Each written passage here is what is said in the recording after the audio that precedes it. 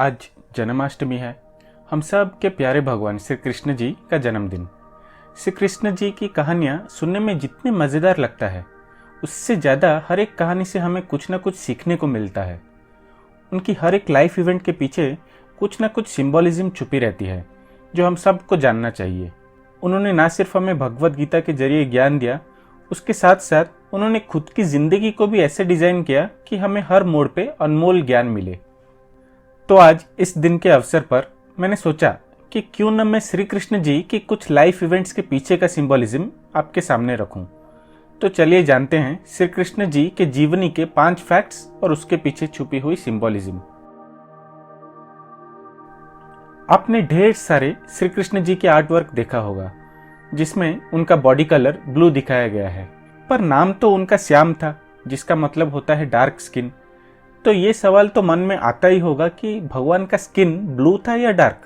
Actually Sanskrit में blue और dark के शब्द ओवरलैप करते हैं, तो मेरा ये मानना है कि उनका स्किन कलर डार्क था, ना कि ब्लू। अब इन दोनों कलर्स के पीछे भी सिंबॉलिज्म है। डार्क कलर किसी बहुत बड़े ऑब्जेक्ट का कलर होता है।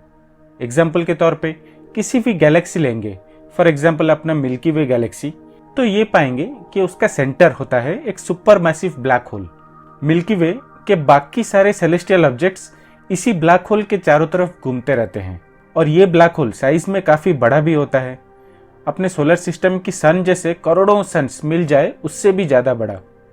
ये ब्लैक होल नहीं है तो मिल्की वे जैसी गैलेक्सीज का कोई वजूद ही नहीं। तो वैसे ही भगवान का डार्क स्किन के वजह से उनको एक सुपर मैसिव ब्लैक होल जैसे एक मैग्निफिसेंट सेलेस्टियल ऑब्जेक्ट के साथ कंपेयर किया जा सकता है, जो खुद स्थिर रहता है और उसके चारों ओर बाकी सब चक्कर काटते रहते हैं। पर भगवान का स्किन कलर ब्लू क्यों दिखाया गया है?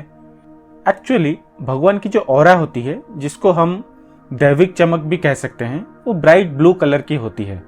इसलिए भगवान की ऑरा की कलर को उनके स्किन कलर के साथ आइडेंटिफाई कर लिया जाता है। नन्हे कान्हा को हम सब प्यार से माखन चोर भी कहते हैं। कहानी यह है कि वृंदावन में कान्हा सबके घर जाकर माखन चुरा के खा लेते थे। इसके पीछे भी एक प्रकार का सिंबॉलिज्म है। एक्चुअली श्री कृष्ण को चितचोर के नाम से भी जाना जाता है। चितचोर का मतलब है हमारा मन और दिल को चुराने वाला। जैसे मक्खन सॉफ्ट और वाइट होता है और प्योरिटी का भी एक निशान होता है, वैसे ही अगर हमारा दिल प्योर हो, उसमें किसी भी प्रकार की एंगर, जेलसी या फिर इविल ना हो, तो फिर हम भगवान के और भी करीब हो सकते हैं। इसीलिए कान्हा का माखन चोर होने का मतलब मक्खन चुराने से नहीं, बल्कि हमारे दिल को चुराने से है। चित चोर, माखन चोर। आपको कृष्ण भगवान के भाइयों के बारे में भी पता होगा। मैं बलराम जी की नहीं, बल्कि उनसे पहले देवकी के 6 बेटों के बारे में बात कर रहा हूँ। उनके जन्म होते ही कंस उन्हें मार दिया था। कंस को डर था कि देवकी का बेटा बड़ा होकर उनका वध करेगा, इसलिए देवकी के हर बच्चा जन्म होते ही कंस उन्हें मार देता था। कृष्ण बच गए और बाद में उन्होंने कंस का वध भी किया। तो कृष्ण के भाइयों का स्टोरी, जो जन्म होते ही मारे गए थे, उनके पीछे भी एक सिंबॉलिज्म है। दरअसल कृष्ण के उन भाइयों का नाम था स्मर, उद्गित, परिस्वंग, पतंग, क्षुद्रभृत और घृणी। ये रिप्रेजेंट करते हैं हमारे 6 सेंसेस की। स्मर का मतलब मेमोरी, उद्गित का मतलब स्पीच, परिस्वंग का मतलब हियरिंग इत्यादि। इन सब के मरने के बाद ही श्री कृष्ण का जन्म हुआ। इसका मतलब ये निकाला जा सकता है कि इंसान जब अपने 6 सेंसेस को फुल्ली अपने कंट्रोल में कर लेता है, तभी वो कृष्ण यानी भगवान को हासिल करता है।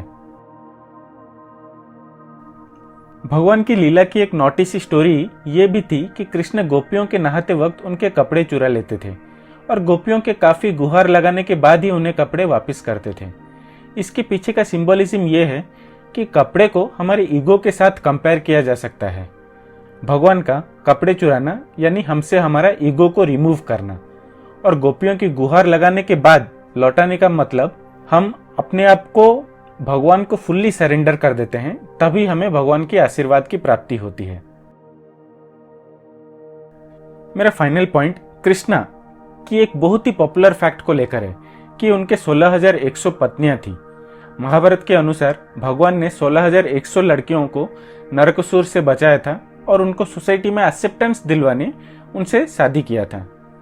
इसके पीछे की सिंबॉलिज्म ये है कि हर इंसान की बॉडी में 7 चक्र और 16,100 इम्पोर्टेंट नाड़ी या फिर नर्व चैनल्स होते हैं। भगवान कृष्ण का इन 7 चक्र और 16,100 नाड़ी पे फुल कंट्रोल था, इसीलिए वो चमत्कार करने में भी माहिर थे।